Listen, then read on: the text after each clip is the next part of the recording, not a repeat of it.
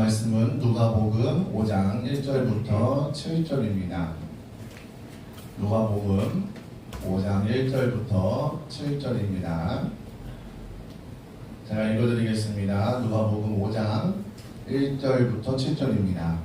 우리가 몰려와서 하나님의 말씀을 들을새 예수는 게네사렛 호숫가에 서서 호숫가에 배 두 척 있는 것을 보시니 어부들은 배에서 나와서 그물을 씻는지라. 예수께서 한 배에 오르시니 그 배는 시몬의 배라. 육지에서 좁은 떼기를 청하시고 앉으사 배에서 무리를 가르치시더니 말씀을 마치시고 시몬에게 이르시되 깊은 데로 가서 그물을 내려 고기를 잡으라. 시몬이 대답하여 이르되 선생님, 우리들이 밤이 새도록 수고하였으되 잡은 것이 없지만은 말씀에 의지하여 내가 그물을 내리리이다 하고, 그렇게 하니 고기를 잡은 것이 십이 많아 그물이 찢어지는지라. 이에 다른 배에 있는 동무들에게 손짓하여 와서 도와달라 하니 그들이 와서 두 배의 채움에 잠기게 되었더라. 아멘. 오늘 본문 말씀으로 목사님께서 말씀 전해주시겠습니다. 읽은 말씀을 통해서 오늘 설교 제목은 한번 따라 하세요. 말씀에 의지하여. 아까는 옆 사람들만 보고 서로 환영하고 인사하는 것 같은데 이제는 뒷사람 앞사람을 한번 합시다. 말씀에 의지하여 삽시다. 뒷사람 앞사람은 시작. 자기 뒤에 있는 사람 다시 자기 뒤에 있는 사람 손을 좀 잡아줘요. 손을 잡아주면서 시작. 말씀에 의지하여.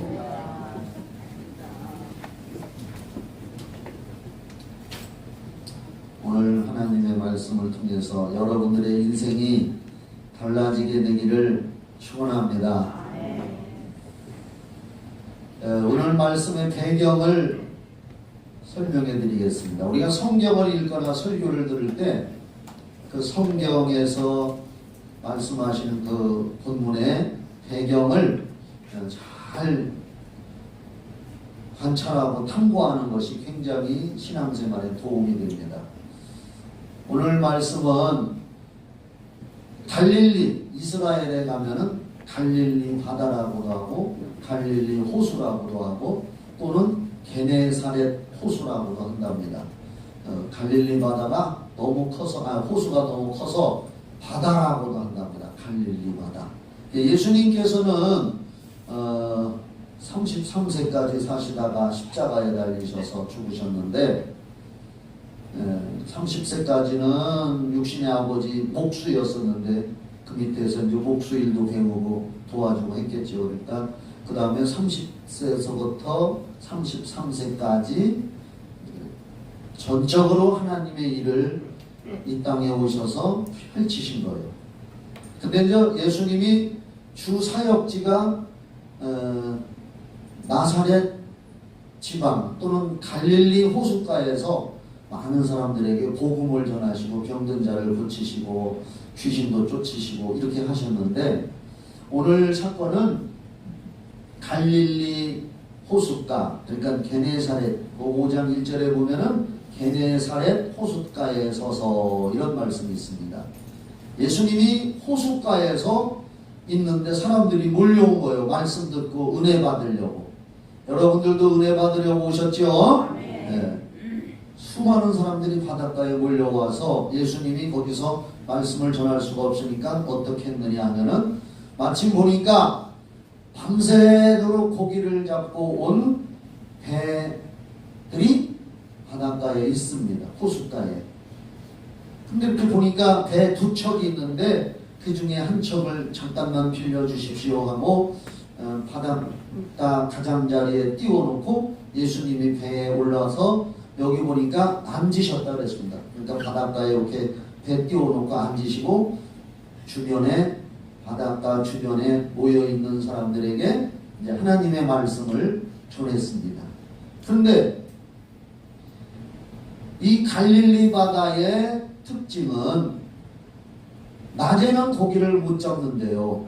낮에는 고기들이 뜨거운 햇빛을 피해서 다 숨어 가기 때문에 고기를 잡을 수가 없고, 갈릴리 바다 갈릴리 호수는 밤에 고기를 잡는답니다. 밤에. 밤에 그물을 던져서 고기를 잡는데, 이제 그 배가 주인이 시몬이라는 사람이요. 베드로요, 베드로. 베드로가 오늘 이 말씀 선택되는 가정이 여기 있는데, 베드로의 배를 빌려서, 시몬의 배를 빌려서 예수님이 그 배 위에 앉으셔서 사람들에게 말씀을 전했습니다. 말씀을 다 전하신 예수님이 배를 다시 그 사람한테 돌려주면서 뭐라고 했느냐 하면은, 깊은 데로 가서 그물을 내려 고기를 잡으라. 한번 따라 합시다. 깊은 데로 가서 그물을 내려 고기를 잡으라. 갈릴리 바다는 지금 밤새도록 고기를 잡고 온 어부들인데, 나중에 들어보면은 5절을 한번 읽어보고 얘기합시다. 시몬이 대답하여 이르되, 배 주인이었던 어부 시몬이 대답하여 이르되, 선생님. 예수님이 아직 누군지를 몰랐어요. 그래서 선생님이라고 불렀습니다. 우리 같았으면 예수님 했을 건데, 선생님, 우리들이 밤이 새도록 수고하였으되, 갈릴리 호수는 밤고기를 잡는 곳인데 밤새도록 잡았는데 우리는 허탕만 치고 잡지 못했습니다. 그 말이요. 밤이 새도록 수고하였으되 잡은 것이 없지만은, 오늘 설교 제목이 여기서 나온 거예요. 말씀에 의지하여 내가 그물을 내리리이다 하고, 그렇게 하니, 야, 이제 나를 봐요. 여기 있는 시몬이라는 사람은 어려서부터 어부로, 우리나라 말로 하면 잔뼈가 굵은 사람이고, 그 갈릴리 호수에서 배 타고 다니면서 고기를 잡는 사람입니다.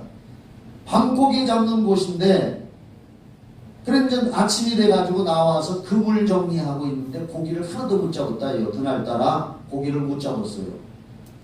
그런데 예수님께서 사람들에게 설교를 다 하시고 하나님 말씀 전하신 다음에 뭐라고 하느냐면은, 깊은 데로 가서 그물을 내려 고기를 잡으라, 이렇게 말씀하시는 거예요. 그러니까 베드로가 생각을 하기를, 밤새도록 밤고기 잡는 곳에서 고기를 하나도 못 잡았는데 어부 노릇도 안 해본 선생님 어떤 분이 설교만 하더니 나한테 이 낮에는 고기 잡는 곳이 아닌데 깊은 데로 가서 그물을 내려 고기를 잡으라고 하니 말도 안 되는 소리를 하는데, 밤고기 잡는 곳인데 밤에는 우리가 허탕치고 못 잡아왔는데 이 낮에 더군다나 깊은 데로 가서 그물을 던져 고기 잡으라고 하니 이상한 소리 하는구나. 그런 소리 하지 마시오. 우리는 어부 출신인데 간밤에 고기 하나도 못 잡았고 깊은 데에서는 고기도 잡을 수가 없는데, 인간의 생각으로는 불가능한 일인데 우리 보고 고기를 잡으라고 합니까?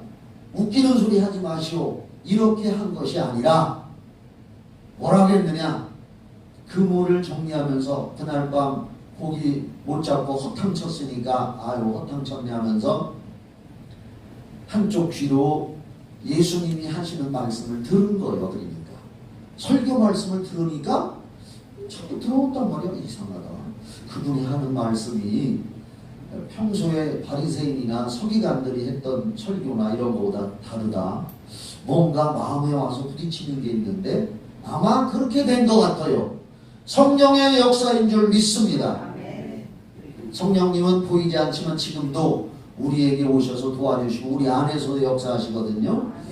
그래서 베드로가 뭐라고 했느냐?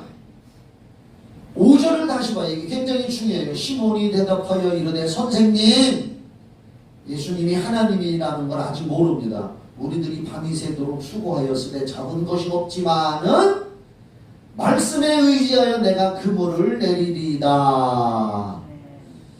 그분의 말씀을 들어보니까 생명이 있고 능력이 있고 뭔가 될 것 같단 말이에요. 그래서 우리 인간의 경험, 지혜, 지식 이런 걸로는 도저히 안 맞는 얘기지만 깊은 데로 가서 지금 그물을 던져 고기 잡으라는 말씀이 도저히 상황 속에서 안 맞는 말씀이지만 그래도 그분의 말씀을 들어보니까 뭔가 분위기가 땡기는 게 있고 뭔가 될 것 같은 마음의 감동이 왔기 때문에 사람의 경험과 우리 어부들의 지금까지의 경험상으로는 불가능한 것이지만 그 말이요. 말씀에 의지하여 내가 그물을 내리다 하고 깊은 데로 가서 그물을 던졌더니 고기가 얼마나 많이 잡혔던지 그물이 찢어질 정도로 잡혔습니다.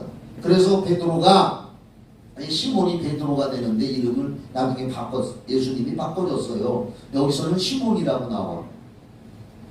그래서 고기가 너무 많이 잡혀서 그물이 찢어지려고 하니까 다른 배들 빨리 와라. 이 고기 좀 가져가라 해가지고 다른 배에 가득 채우게 했다 하고 7절에 나와 있습니다. 그리고 이제 이 말씀을 계속 읽어보면은 그분의 말씀 따라서 그물을 던져 엄청난 고기를 잡고 보니 자기 마음속에 깨달음이 온 거예요. 아, 이분이 보통 분이 아니구나 하면서 하나님의 아들이라는 것을 깨닫게 되고 마지막 고백한 것이 뭐냐? 베드로가 고기 잡은 것 때문에 감동을 받아가지고 예수님을 하나님의 아들로 알게 되고 그리고 예수님한테 뭐라고 하느냐? 따라합시다. 나는 죄인입니다. 지금은 죄를 죄인지도 모르고 살아왔는데 하나님 앞에 딱 자기가 비춰져 보니까 내가 죄인이었구나. 나는 이대로 살다가는 지옥 가는구나. 그래서 그 자리에서 예수님의 제자가 되는 거예요. 그 자리에 어부였던 베드로와 베드로의 형제인 안드레와 또 요한과 야고보가 같은 고기 잡는 동업자들이었는데 예수님의 제자가 됐단 말이에요. 그러면서 이제 예수님이 그들을 제자로 불러가지고 너희들은 지금까지 고기만 잡아서 먹고 살았지만은 이제는 따라합시다. 사람 낳는 어부가 될 것이다. 이제부터 너희들을 통해서 죽어가는 영혼들을 금을 던져 살리는 생명의 사도들이 될 것이다 라고 오늘 본문의 말씀이 그런 결론을 맺습니다. 그런데 제가 오늘 설교 제목을 택한 것이 5절에 말씀에 의지하여 그런 내용입니다. 자, 이제 잘 들으세요. 기독교, 우리가 믿는 이 기독교에서 가장 중요하게 여기는 신앙의 덕목이 뭐냐 하면은 성경 말씀을 믿고 따라서 살아가는 신앙생활입니다. 아멘이지요? 천주교는 의식 중심입니다. 의식을 많이 해요. 기독교는 의식 중심이 아니고 말씀 중심입니다. 그래서 우리 이 성경 말씀을 따라서 믿고 순종하며 천국까지 가는 신앙이 우리 기독교의 신앙의 가장 중요한 덕목입니다. 그래서 이 말씀이 얼마나 중요하냐 하면은 제가 엊그저께 밴드에 아침마다 큐티를 올려요. 큐티 안 하시는 분들은 내일 아침부터라도 또는 오늘 늦어도 괜찮아요. 교회 밴드에 들어가면 큐티, 오늘의 큐티 해가지고 목사님이 기도하고 그날 간단한 말씀 올려놔요. 읽어보고 아멘으로 댓글을 올리면 돼요. 젊은이들 안 하시는 분들은 다 좀 했으면 좋겠어요. 하는 사람들만 계속해요. 거기에 밴드에 올라가는 큐티 중에 엊그저께인가 마태복음 4장 1절부터 11절의 말씀을 제가 올렸어요. 오늘 이 설교를 할 걸 미리 예상하고 그 무슨 말씀이냐, 예수님이 하나님의 아들로 하나님의 일을 시작하기 전에 40일 금식 기도하러 광야에, 이스라엘의 광야는 풀 한 폭이 없는 황량한 벌판이요, 그런 곳에 예수님이 금식 기도를 하셨어요. 40일 금식 기도를 하셨어요. 얼마나 배가 고프겠습니까? 그런데 마귀가 탁 나타났어요. 마태복음 4장 1절로 11절 읽어보면 나와요. 마귀가 나타나서 예수님을 유혹합니다. 육신을 유혹합니다. 배고프지? 40일 금식하니까 얼마나 죽겠어요. 지금. 사람을, 하나님이시지만 사람으로 오셨단 말이에요. 예수님도. 그래서 마귀가 제일 먼저 한 시험이 뭐냐? 여기 돌이 널려져 있는데 너 하나님의 아들이니까 능력을 행할 수가 있으니까 능력을 행해가지고 이 돌들이 떡이 되게 해서 먹어봐라. 그때 예수님이 뭐라고 했어요? 기록되었으되. 기록되었으되. 따라합시다. 기록되었으되. 구약 성경에 기록되어 있는 신명기에 있는 말씀. 사람이 떡으로만 사는 것이 아니요 하나님의 말씀으로 사는 것이다. 마귀의 유혹을 나는 하나님의 아들이요 까불고 있어. 내가 예수요 라고 하는 권위로 물리친 것이 아니라 기록되었으되 사람이 떡으로만 사는 것이 아니라 하나님의 말씀으로 산다고 성경에 기록되어 있다 하면서 마귀 유혹을 물리쳤습니다. 3번의 유혹을 받았는데 다 기록되었으되 또 기록되었으되 하면서 성경 기록되어 있는 구약 성경 말씀을 가지고 마귀를 물리쳤어요. 우리가 마귀를 물리치고 영적 전쟁에서 오늘 대표기도 한 분도 영적 전쟁에서 승리해달라고 했는데 마귀를 이기는 마귀의 유혹과 시험과 모든 걸 이기는 능력의 재료는 하나님의 말씀인 줄 믿으시기 바랍니다. 그래서 저는 수없이 외쳐요. 성경은 살아계신 하나님의 말씀이다. 오늘 큐티 올린 것 중에서도 마태복음 16장 16절에 기도하는 가운데 사람들이 나를 누구라고 하느냐 이러저러 얘기합니다. 그럼 너희들은 누구냐 제자들에게 물었더니 제자 중에서 수제자 베드로가 이 사람이 수제자가 됐어요. 12명 중에서 으뜸 제자.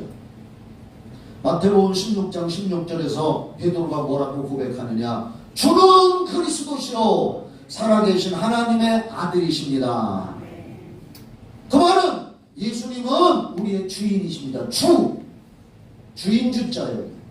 우리의 주인이시고 살아계신 그리스도시요. 그리스도란 기름 부음 받은 자란 뜻인데 주는 그리스도시요 살아계신 하나님의 아들입니다. 그 한마디가 예수님에 대해서 성경적으로 가장 잘 표현한 말씀이란 말이에요. 여러분 날 봐서 기도가 잘 안 되걸랑 내가 오늘 기도를 가르쳐 줄 테니까 기도가 잘 안 되시는 분은 이렇게 하세요. 따라합시다. 주는 그리스도시요 살아계신 하나님의 아들입니다. 더 크게 따라해서 그분이 내 안에 성령으로 들어와 계십니다. 이 소리만 30분 동안 그 이상 해봐. 기적이 일어날 거예요. 이것저것 기도가 잘 안 되고 입이 꽉 막혀 있다고 하고 있으면 하나님이 일부러 벌려서 시키는 게 아니에요. 내가 입술을 열려야 돼야 시작을 병원기 또 해야 시작을 내가 시동을 걸어. 그러면 하나님의 성령이 도와주시는 거예요. 이 기도가 잘 안 되고 생각이 안 나면 주기도문을 암송하든지 그게 제일 좋아. 주기도문 암송하는 거. 왜냐? 예수님이 제자들에게 너희는 이렇게 기도하라 하면서 가르쳐준 기도문이 주기도문이요. 하늘에 계신 우리 아버지가 한 거. 또 능력 있는 기도하려면 주는 그리스도시요. 예수님 그분은 주는 그리스도시요 살아계신 하나님의 아들입니다라고 기록되어 있는 말씀을 의지하며 기도해야 능력이 생기는 줄 믿으시기 바랍니다. 자, 그렇게 예수님도 기록되어져 있는 말씀에 의지하여 말씀에 의지하라는 설교를 잘 들으세요. 오늘 베드로도 시몬도 말씀에 의지해야 내가 그물을 던지리이다 했단 말이에요. 자, 지금부터 이제 본론으로 들어갑니다.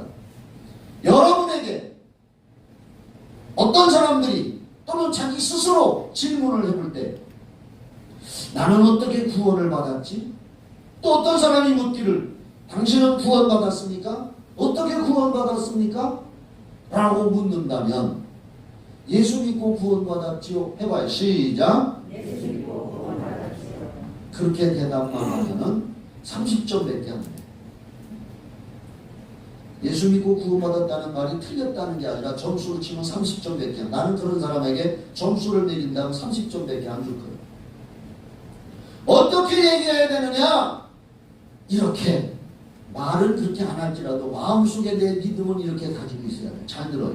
성경에 아니 그냥 들어. 성경에 예수님이 십자가에서 보혈의 피를 흘려주셔서 죄인들을 용서해 주셨고 누구든지 그 사실을 믿기만 하면 죄사함을 받는다고 성경에 기록하고 있고 그 기록된 말씀을 믿고 말씀에 의지하여 내가 예수를 믿고 구원받았습니다. 성경 말씀에 구원의 원리가 이렇게 기록되어 있단 말이에요. 그냥 예수 믿었습니다가 아니라 우리 죄 때문에 하나님의 아들 예수가 오셔서 2000년 전에 십자가에 달려 피 흘려 죽으신 것은 내 죄를 다 씻어주시려고 피값을 지불하신 것이고 이게 성경 핵심이잖아요. 믿으십니까? 그렇게 기록되어져 있는 말씀에 의지하여 내가 믿었기 때문에 구원받았습니다. 아멘이시죠? 그렇지 않으면 다 가짜예요. 다 가짜예요. 그렇게 말씀에 기록되어져 있는 걸, 말씀에 기록되어져 있는 걸 믿음으로 내가 말씀에 의지하여 믿음으로 내가 구원을 받았고 죄사함을 받았습니다. 그게 예수 믿는 거예요. 교회 나왔다가 수많은 사람들이 지옥에 갔다는 간증, 환상 이런 것들이 많아. 그런데 왜 그런 줄 아세요? 교회 다니면서 그냥 예수 믿었다는 거예요. 예수님이 나를 위해서 뭘 해줬는지, 내 죄가 어떻게 사함받았는지 그런 것이 성경에, 그래서 로마서 3장, 4장, 5장이 중요해요. 거기에 그런 내용이 쫙 기록이 돼 있어요. 잘 모르시는 분은 오늘 말씀 끝나고 집에 가서 숙제 좀 하셔. 로마서 3장, 4장, 5장을 읽어보시오. 할렐루야. 그 기록되어진 예수 십자가의 보혈의 피와 부활에 대한 그 예수에 대한 기록되어져 있는 말씀에 의지하여 나는 믿었고 나는 죄사함받아 하나님의 자녀가 되었습니다. 이러한 믿음의 확고한 확신을 가지고 예수 믿는다고 답해야 그 사람 구원이 확신한 것인 줄 믿으시기 바랍니다. 로마서 10장 9절에 내가 만일 내 입으로 예수를 주로 시인하며 또 하나님께서 그를 죽은 자 가운데서 살리신 것을 내 마음에 믿으면 구원을 받으리라. 10절 사람이 마음으로 믿어 의에 이르고 입으로 시인하여 구원에 이르느니라. 이렇게 기록되어 있단 말이에요. 성경에. 그래서 기록되어져 있는 말씀에 의지하여 나는 믿는다. 아멘 하세요? 그래서 나는 구원받았다. 그렇게 나는 예수를 믿었다는 거예요. 에베소서 2장 8절에 그래서 우리가 구원받은 것이 기록되어져 있는 말씀에 의지하여 구원받았다고 에베소 2장 8절에 너희는 그 은혜에 의하여 믿음으로 말미암아 구원을 받았으니 이것은 너희에게서 난 것이 아니요 하나님의 선물이라. 이제 우리가 구원받은 건 하나님의 선물인 줄 믿으시기 바랍니다. 이제는 구원에 대해서 내가 예수 믿고 구원받았다는 그 말의 깊은 뜻을 말씀에 의지하여 나는 고백한다고 하는 여러분 되기를 바랍니다. 그게 분명한 구원이에요. 두 번째로 제가 오늘 또 말씀에 의지하여라는 말씀에서 지금 제가 말하는 게 기독교 신앙의 기초를 얘기하는 거예요. 기초이면서도 핵심이면서 가장 중요한 것이 이게 흔들리면 안 된다 이 말이에요. 두 번째로 제가 이 말씀을 준비하면서 말씀에 의지하여 여러분들이 하나님을 믿고 예수 믿고 성경 말씀을 믿으면서 살아가다가 마귀의 유혹에 걸려서 죄를 지을 때 있으면 또 실수해서 죄를 지을 때 기독교 신자들은 하나님 앞에 회개를 합니다. 회개는 잘못된 나의 생각과 잘못된 행동을 바로잡아서 하나님 앞으로 돌아오는 거예요. 회개. 그러면 우리가 하나님 앞에 회개를 했을 때에 자기 스스로 기도해놓고도 믿지 못하는 사람들이 너무 많아. 하나님이 내 회개하는 기도를 들으시고 용서해 주셨을까? 안 들으신 것 같은데. 그래서 또 회개하고 회개해놓고도 들어주셔서 용서해 줬을까? 아닌 것 같은데. 수많은 기독교 신자들이 이렇게 신앙생활하고 있단 말이에요. 그런데 오늘 분명히 우리는 짚고 넘어갈 것은 그것은 믿음이 아니요. 성경에 우리가 예수님의 이름을 의지해 죄를 고백하면, 회개하면 하나님이 들으시고 죄를 사한다는 기록된 말씀, 내가 회개하고 내 감정 그거에 따라서 용서하셨나 안 하셨나 의심스러운데 내 감정과 내 의지에 따라서 흔들리는 것이 아니라 기록된 말씀에 회개한 사람들에게는 즉시 용서해 주신다. 성경에 기록되어 있단 말이에요.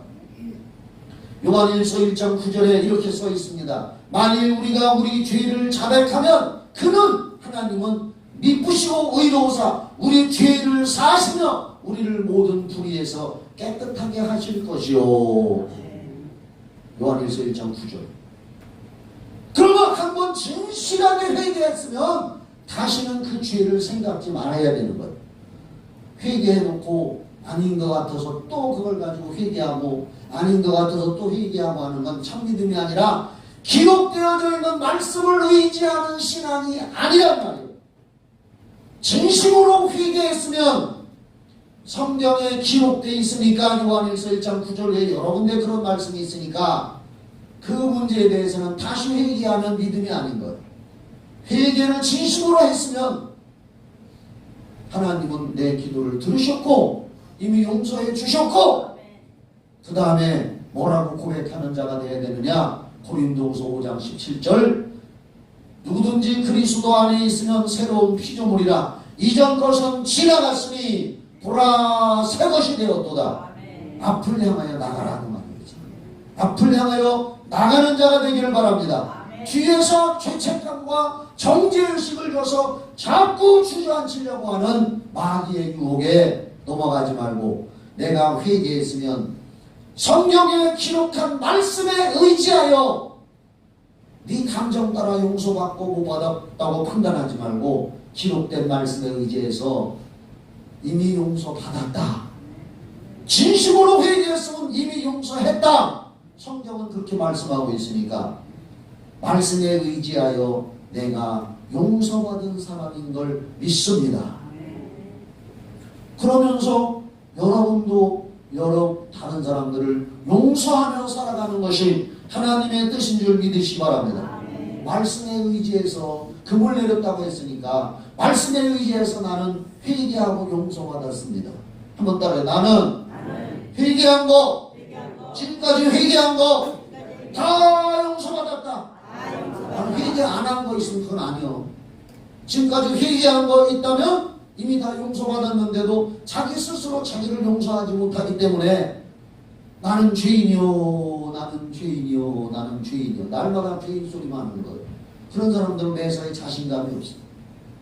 세 번째, 기독교 신자는 왜 기도합니까?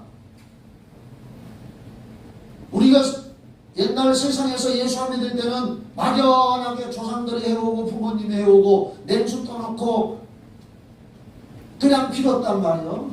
그게 미신이요. 뭔지도 모르고 그냥 빌면 잘 되겠지 하고 빌었단 말이요. 기독교의 기도는 그런 식으로 비는 것이 아니라 우리는 왜 기도하느냐? 성경에 기록해 놓기를. 성경은 살아계신 하나님의 말씀이요. 나는 우리 성경 닮은 교회 성도들이 이걸 가장 주장하기를 원해요. 성경은 살아계신 하나님의 말씀이다. 그걸 믿는 거예요. 그 기록된 말씀을 의지하는 거예요. 말씀에 의지하는 거예요. 왜 기도합니까? 성경에 뭐라고 기록하느냐? 우리가 하나님의 뜻에 맞는 기도를 하면 하나님이 응답 주신다고 성경에 기록된 말씀이 있기 때문에 나는 말씀에 의지하여 기도하는 겁니다. 아멘이죠? 아멘. 그냥 기분 따라서 빌고 말고 하는 게 아니고 하나님의 뜻에 맞는 기도를 하면 하나님이 응답 주신다고 성경에 수없이 많이 기록되어 있기 때문에 기록된 말씀에 의지하여 나는 기도를 하는 겁니다. 잘 들어보셔요. 그래서 마태복음 7장 7절에 보면은 예수님이 이렇게 하라고 했어요. 구하라 그러면 주실 것이요, 찾으라 그러면 찾을 것이요, 문을 두드리라 그리하면 너에게 열릴 것이니라. 이게 복잡한 것 같지만 딱 한마디로 정리하면 뭐냐? 기도하라 그러면 응답받을 것이다. 예수님이 마태복음 7장 7절로 쭉 읽어보면 11절까지, 또 요한복음 14장 13절 14절 제가 좋아하는 말씀인데 이렇게 기록되어 있습니다. 요한복음 14장 13절 14절에 예수님이 우리에게 하시는 말씀, 너희가 예수 믿는 하나님의 자녀들, 너희가 내 이름을 걸고 내 이름으로 무엇을 구하든지 내가 행하리니 이는 아버지로 하여금 아들로 말미암아 영광을 받으시게 하려 함이라. 14절에 내 이름으로 무엇이든지 내게 구하면 내가 행하리라. 성경에 이렇게 기록되어 있다고. 그래서 우리가 기도하는 것은 우리 스스로 질문에 스스로 답을 할 사람 해야 된다 이 말이요. 누군가가 우리 보고 너 왜 기도하느냐고 묻는 사람들은 별로 없어요. 자기 스스로 이런 믿음을 가지고 자기에게 확신을 가지고 성경을 믿는 확신을 가지고 이렇게 기도 생활하는 거예요. 예수의 이름으로 너희들이 구하면 하나님이 영광 받으시도록 하기 위해서 내 이름으로 무엇이든지 내게 구하면 내가 행하리라. 예수님이 요한복음 14장 13절로 14절에 그렇게 말씀했기 때문에 그 말씀에 의지하여 내가 기도하는 겁니다. 그렇게 하려면 적어도 신약 성경을 5번 정도는 읽어야 돼요. 구약도 읽어야 되지만 신약이 더 중요해요.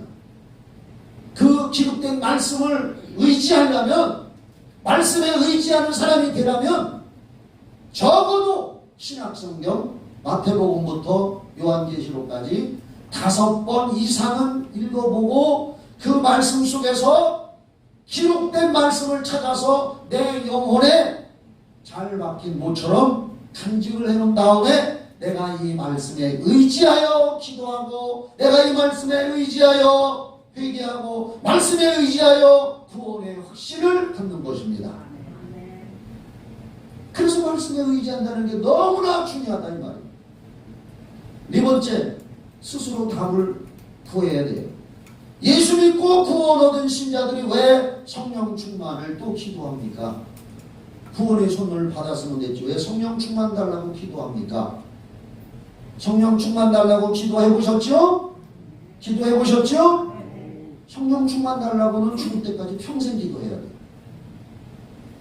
왜냐? 예수님이 부활하셔서 40일 동안 계시고 승천하시기 전에 제자들에게 성령이 너희에게 임하시면 권능 받는다 그랬어요. 사도행전 1장 8절에 성령이 너희에게 임하시면 너희가 권능을 받는다, 파워, 능력을 받는다. 성령이 임하면 권능을 받고 예루살렘과 온 유대와 사마리아와 땅끝까지로 내 증인이 되리라고 말씀하셨어요. 성경에 그렇게 기록했어요. 그래서 성령의 권능, 능력을 받아가지고 교회 일도 봉사하고 전도도 하고 내 신앙은 성령으로 이끌림을 받겠습니다. 사람 생각, 뜻 따라 하는 것이 아니고. 빌립보서 3장 3절에 이렇게 성경은 기록합니다. 너희들은 성령으로 봉사하라. 할렐루야. 성령으로 봉사하라는 얘기는 성령 충만 받은 사람은 하나님의 말씀을 따라서 봉사하고 헌신한다는 말이에요. 교회 일에, 하나님의 일에. 인간적인 생각으로 봉사하고 헌신해 놓으면은 목사님이 나 좀 잘했다고 칭찬 안 해주실라나 이런 생각도 들어오고, 칭찬 안 해주면 나를 몰라주는구나 섭섭한 감정이 들어오고. 그러나 성령으로 봉사하면 상급 주시는 분은 오직 주님뿐이시다. 주님만 바라보고 살아가는 사람입니다. 그래서 성령으로 봉사하라. 그래서 우리는 기록되어진 말씀에 의지하여 성령 충만 달라고 기도를 하는 겁니다. 성령 충만 위해서 기도하면은 고린도전서 12장에 있는 말씀처럼 여러 가지 은사를 우리 각자에게 하나님이 주신다고 말이에요. 은사가 뭐냐? 성령이 주시는 선물이고 능력이라고 말이에요. 다섯 번째, 기독교 신자들은 왜 11조 헌금도 하고 11조 헌금하고 감사 헌금도 하고 하나님 앞에 돈을 내느냐? 몰라. 교회 가니까 돈 내라고. 옛날에 우리 어릴 때 장로교회 댕겨보면 애들이 막 놀리면서 노래 교회 갔더니 파리채 돌린다고. 옛날에는 이렇게 손잡이 달린 걸로 해서 파리채 돌린다고. 이상하게 교회 오랜만에 가면 신발 바꾸고 신발 잊어먹고. 남들이 하니까 헌금하고 11조 한다? 그건 아니란 말이에요. 오늘 설교가 말씀에 의지하여란 말이에요. 말씀에 기록되어 있기 때문에 예수님처럼 기록된 말씀대로 그 말씀에 의지하여 나는 11조 하고 헌금을 합니다. 헌금에 대해서는 사람들이 불신자들도 그렇고 교회 나온 사람들도 잘 모르면 오해를 하는 수가 있습니다. 이 교회는 영적 투영 사업을 하는 곳입니다. 세상 사업은 자기의 이윤을 추구하기 위해서 사업을 하는 거지만 교회는 구령 사업. 구령 사업이 뭐냐? 영혼을 구원하기 위한 영적 사업이 구령 사업이라는 거예요. 영혼을 구원하기 위한 구령 사업을 하기 위해서도 교회에서도 물질이 상당히 많이 필요한 거예요. 그래서 성경에서는 하나님께서 믿는 성도들에게 수입의 10분의 1을 11조를 하나님 앞에 드리라고 말씀을 하고 있어요. 이건 그냥 말로 하면은 오해를 하니까 성경 말라기 구약성경 3장 7절부터 11절 찾아줘요. 말라기 3장 7절.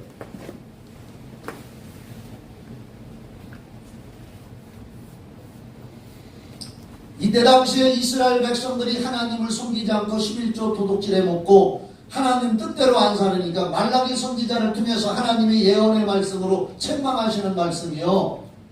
만군의 그 선지자 말라기를 통해서 말씀을 주시는데 만군의 여호와가 이르노라 너희 조상들의 날로부터 너희가 나의 규례를 떠나 지키지 아니하였도다. 그런즉 내게로 돌아오라. 회개하고 돌아오라. 그리하면 나도 너희에게로 돌아가리라 하였더니 하나님이 와서 복 주신다고 하였더니 너희가 이르기를 우리가 어떻게 하여야 돌아가리까 하는도다. 8절. 사람이 어찌 하나님의 것을 도둑질하겠느냐? 그러나 너희는 나의 것을 도둑질하고도 말하기를 우리가 어떻게 주의 것을 도둑질하였나이까 하는도다. 이는 곧 11조와 보원물이라. 9절. 너희고 온 나라가 나의 것을 도둑질하였느니라. 도둑질하였으므로 너희가 저주를 받았느니라. 만군의 여호와가 이르노라 너희의 온전한 11조를 창고에 교회에 하나님에게 드려 나의 집에 양식 있게 하고 그것으로 나를 시험하여 내가 하늘문을 열고 너희에게 복을 쌓을 것이 없도록 붙지 아니하나 보라. 11절. 만군의 여호와가 이르노라 내가 너희를 위하여 메뚜기를 금하여 너희 토지 소산을 먹어 없애지 못하게 하며 너희 밭에 포도나무 열매가 기한 전에 떨어지지 않게 하리니 너희 땅이 아름다워짐으로 모든 이방인들이 너희를 복되다 하리라. 만군의 여호와의 말이니라.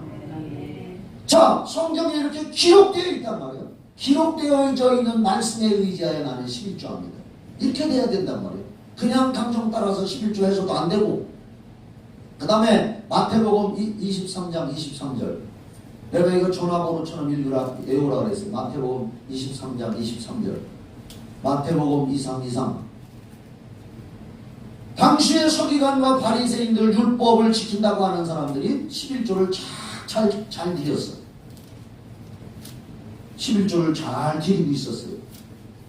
그런데 예수님은 그들의 중심을 보시면서 뭐라 했느냐. 화 있을진저 외식하는 서기관들과 바리새인들이여 너희가 박하와 농사 지은 거예요. 회향과 근처에 11조는 드리되 11조는 드리고 있지만 율법 하나님의 말씀에 더 중한 바 정의와 긍휼과 믿음은 버렸도다. 그들이 11조를 하고 있었지만은 중심에 우러나서 말씀 따라서 한 것이 아니라 사람 눈치 보고 했다고 말이에요. 그러니까 예수님이 그들을 이건 예수님 말씀입니다. 책망하시면서 뭐라고 했느냐?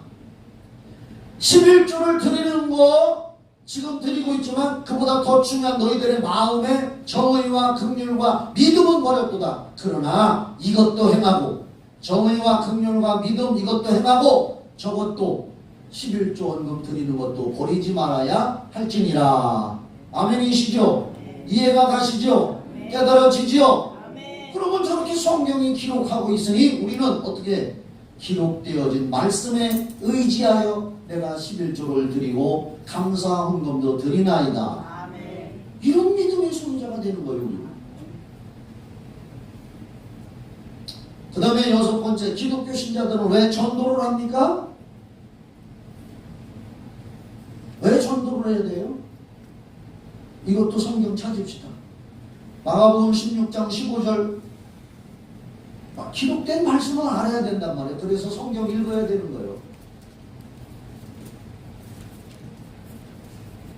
예수님이 십자가에 달려 죽으셨다가 부활하시고 하늘에 승천하시기 전에 할 일이 얼마나 많겠어요. 그런데 이 말씀을 하셨단 말이에요.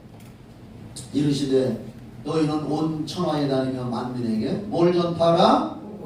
복음을 전파하라. 이 복음은 예수요. 예수 믿어야 구원받는다 라고 사람들에게 전도하라.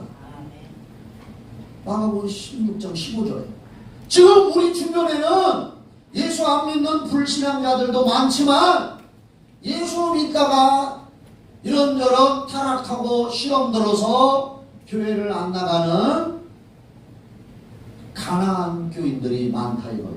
가나안. 거꾸로 말하면 시작. 안 나가. 안 나가 교인들을 거꾸로 말해서 가나안 교인으로 얘기하는 거예요. 가나안 교인. 저 가나안 땅 거기가 아니라 가나안 교인은 안 나가 교인들이 많다 이 말이에요. 그들에게도 복음을 전파하라고 예수님이 말씀했습니다. 아멘 하세요. 아멘. 복음 전하라고 했어요. 한 군데만 더 봐요. 디모데후서 4장 2절 한번 찾아줘. 디모데후서 4장 2절. 오늘 말씀을 잘 들어야 여러분의 신앙이 확실하게 확고하게 정립이 되는 거예요. 그래서 내가 말씀을 의지하는 신앙인가.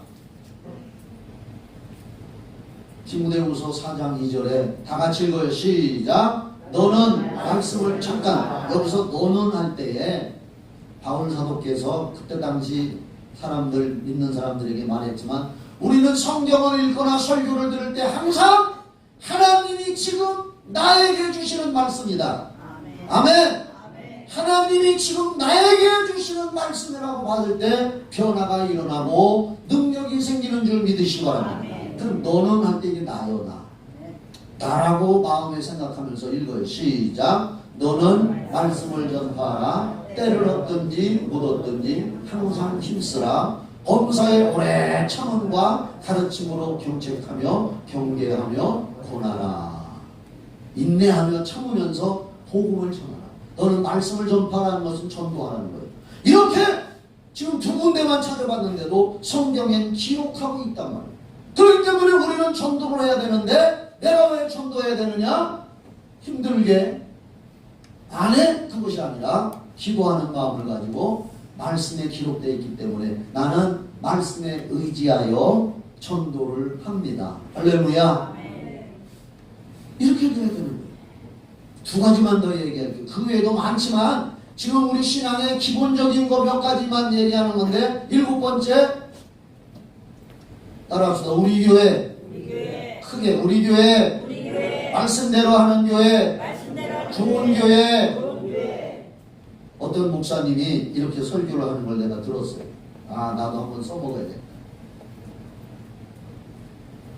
인생의 방황은 예수를 만나면 해결이 되고 신앙의 방황은 좋은 교회 만나면 해결된다.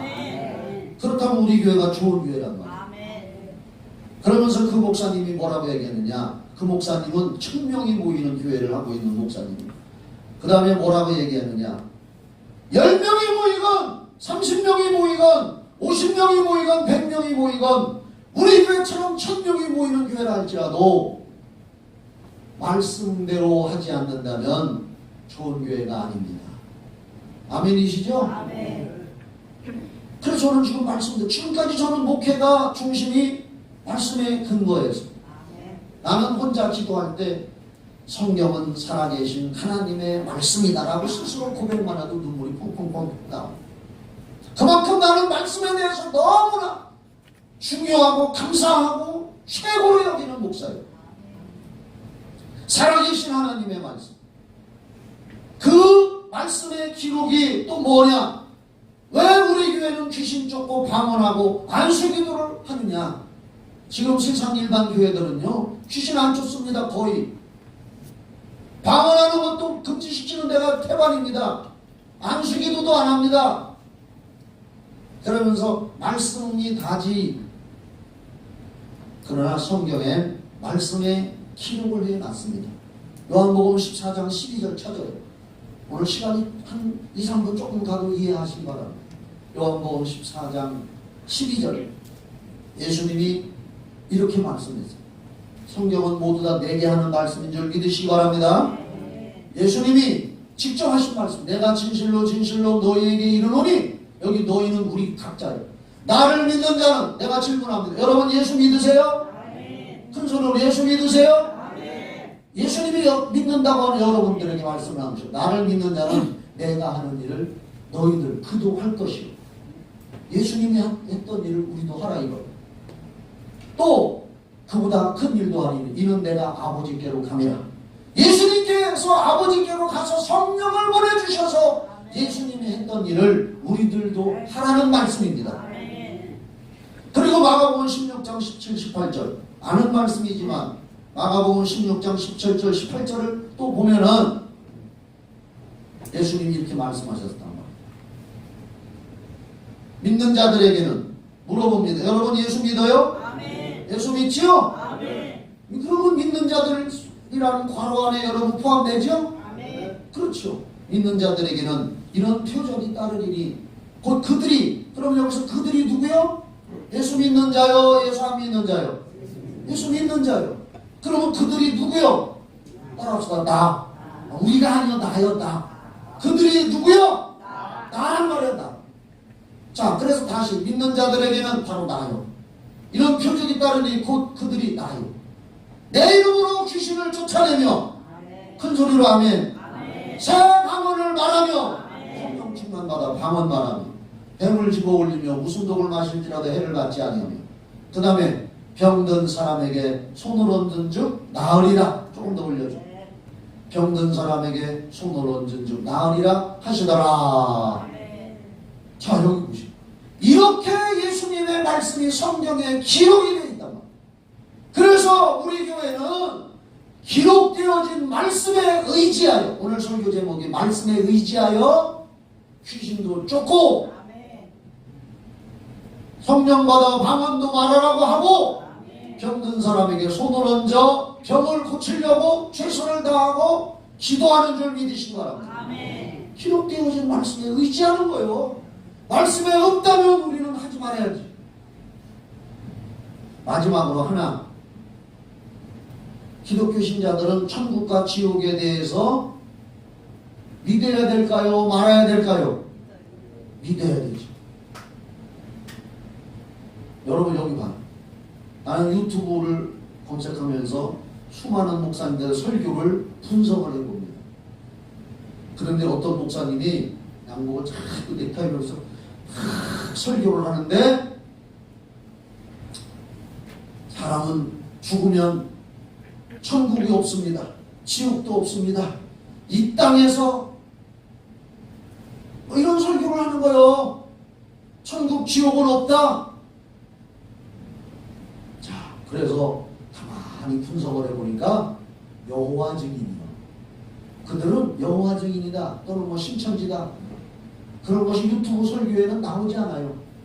그럼 그런 걸 들을 때 초신자들이 그런 걸 보고서 야 빠져들어가 잘못될 수가 있는 게 얼마나 많은지 몰라. 유튜브 설교라고 해서 아무거나 다 들어서 받아들이면 큰일 나. 좋은 것도 있지만 자기들의 정체를 안 밝히고 천국과 지옥은 없다라고 목사라고 하면서 그렇게 설교를 하고 있더라는 거예요. 그래서 제가 오늘 사실은 7번째로서 끝나려고 했어요. 말씀에 의지하여 우리는 이렇게 합니다라고 설교 원고를 준비해놓고 마치려고 했는데 그걸 들어보니까 안 되었다. 하나 더 추가하자. 천국과 지옥에 대해서 분명히 믿는 여러분 되기를 바랍니다. 아멘. 왜? 성경에 기록이 되어 있기 때문에. 아멘. 그래서 우리는 말씀에 의지하여 천국이 있고 지옥이 있다는 것을 나는 믿습니다. 아멘. 말씀에 의지하여. 아멘.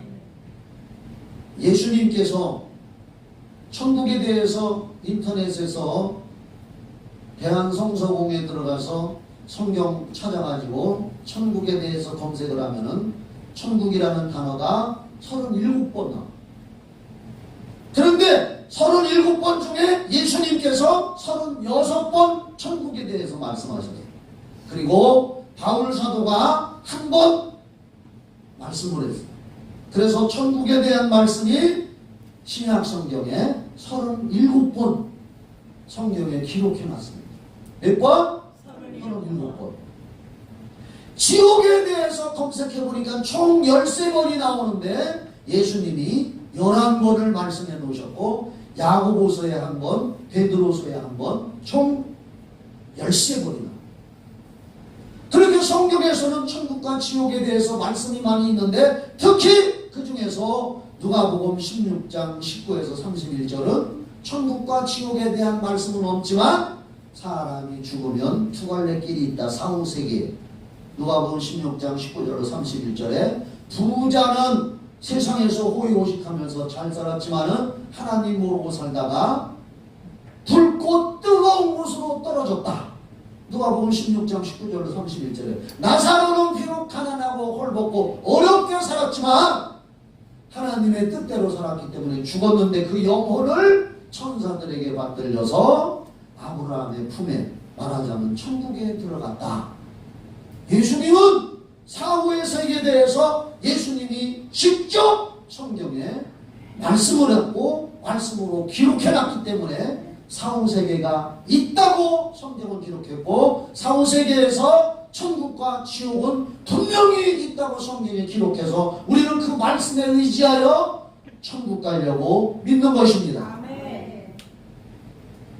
베드로 전서 1장 9절 믿음의 결국 곧 영혼의 구원을 받으려고 우리는 믿는 것이다. 아멘. 결론적으로 성도의 모든 믿음의 행위는 말씀에 의지하여 하는 것이 참 신앙이고 아멘. 아까도 얘기했지만 예수님도 기록되어져 있는 말씀에 의지하여 마귀를 물리쳤다고 했고 그래서 우리는 기록된 말씀에 의지하여 순종하면 성령이 역사하시는 줄 믿으시기 바랍니다. 아멘. 신명기 28장에 뭐라고 기록했느냐? 신명기 28장 1절로 4절에 말씀에 기록된 대로 행하고 순종하면 복을 받는다. 수많은 복 얘기가 거기 나와 있습니다. 기록된 말씀대로 순종하지 않고 죄 짓고 살면 가지가지 저주가 너와 네 자손 대대로 저주가 임한다. 이렇게 성경은 기록해놨고 그래서 우리는 영적으로도 복받고 이 땅에서도 복받고 평안하고 행복하고 하나님의 은혜를 누리며 살다가 기록되어져 있는 말씀대로 믿고 의지하며 살다가 영원한 천국에 들어가는 줄 믿으시기를 바랍니다. 오늘 이제 설교 끝났습니다. 찬송가 이제 부르면서 아직까지 말씀대로 믿지 못하고 아직까지 회개가 안 된 것이 있다면 찬송하면서 회개하는 여러분 되기를 주의 이름으로 축원합니다. 기도합시다. 하나님 아버지, 베드로는 말씀에 의지하여 그물을 내렸고 기적을 만났고 그 기적보다 중요한 영혼의 기적을 체험했습니다. 주님, 우리들도 기록되어져 있는 말씀에 의지하여 신앙생활을 하고 있나 점검해보는 우리가 되게 하여 주시옵소서. 예수님의 이름으로 기도하옵나이다. 아멘.